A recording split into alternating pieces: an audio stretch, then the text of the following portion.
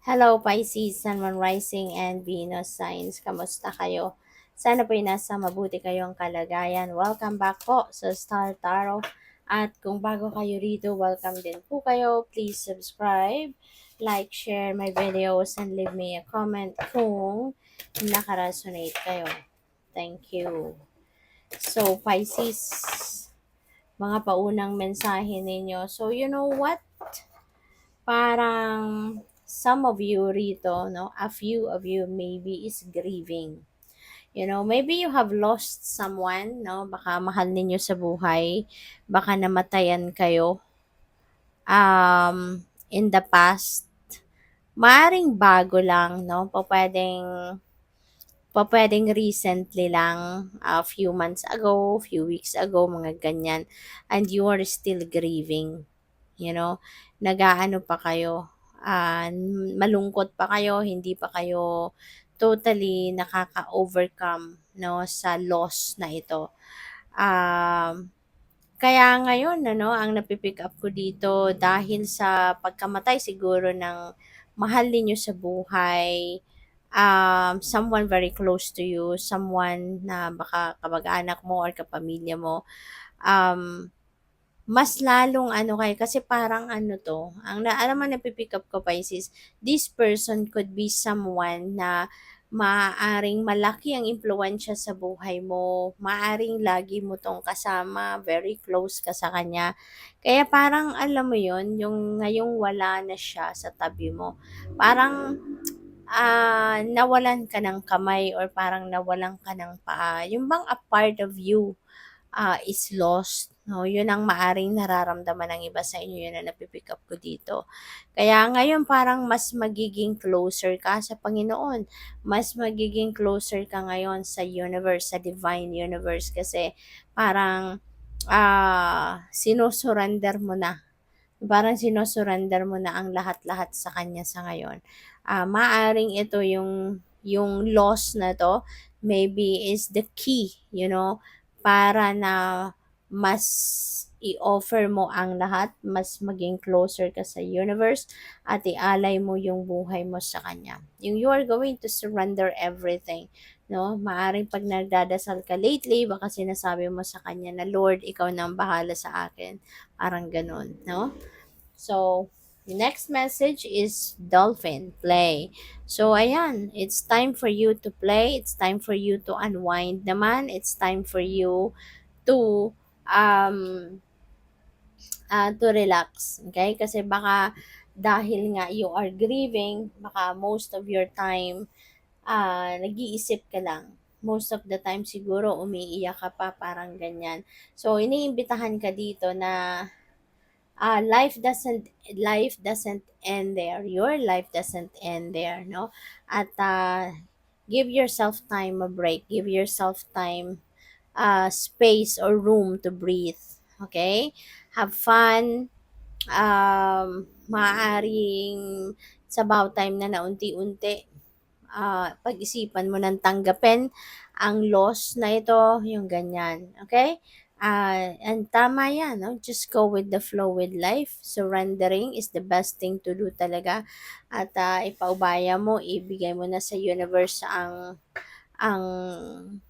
kapangyarihan na siya na ang bahala sa iyo. Okay? So, tingnan natin kung ano pa ang ganap. Maraming salamat for subscribing. And if you haven't subscribed yet, subscribe na kayo. And also, maraming salamat for not skipping the ads. Kasi malaking bagay po yan sa akin. And please click the join button sa baba ng video kung gusto po ninyo na mag-join kayo sa membership. Ayan. So, we have swords, 6 of swords, moving on. Energy. 3 of swords. Yep. And we have 3 of Pentacles. Uy, there is synchronicity rito. This is a very powerful synchronicity. Pisces, I suggest pakitignan po ninyo mga numbers na ito. Ano, i-google ninyo kung anong ibig sabihin ng master number 33 and angel number 333. Okay? Kasi, or maaari, no, yung number 33 or number 3 is a significant number para sa'yo.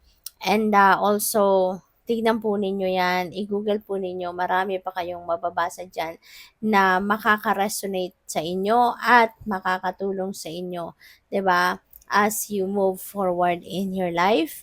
Kasi Six of Swords is a moving on energy. This is moving forward in your life. At maaring related yan dito sa loss ninyo.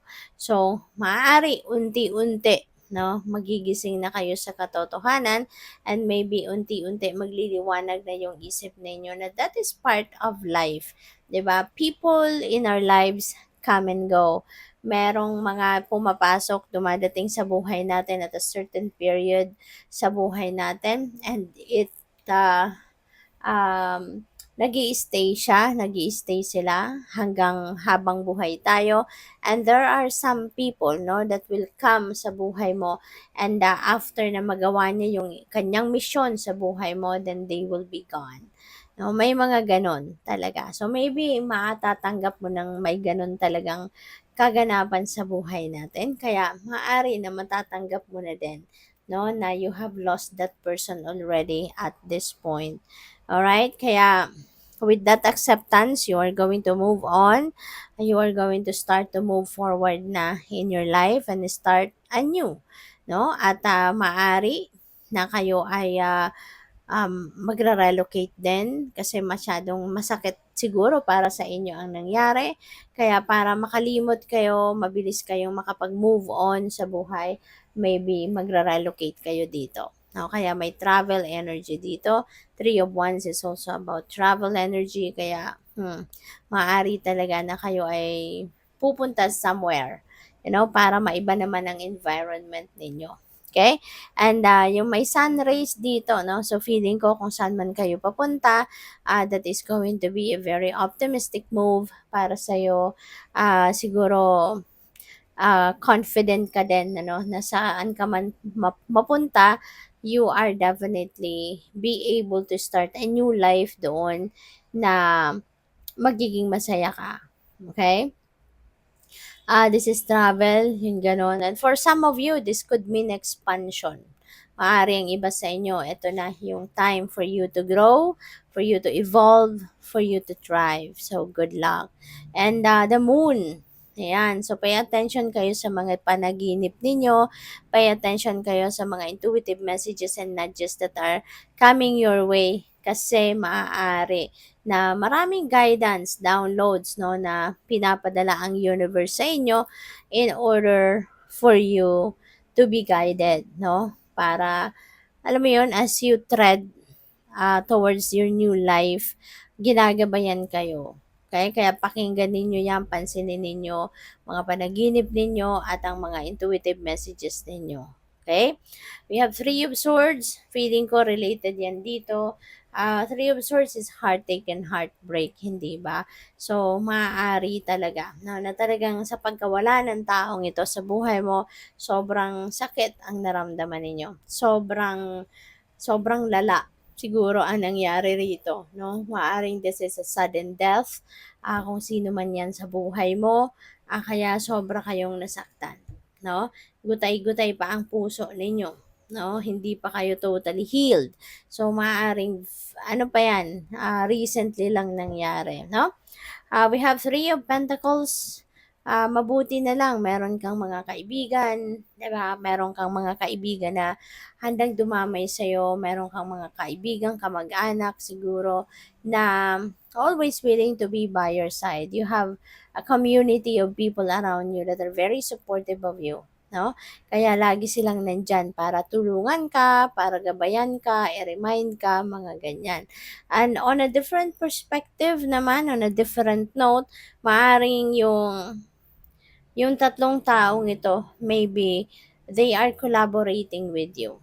No? Baka sa trabaho ninyo, meron kayong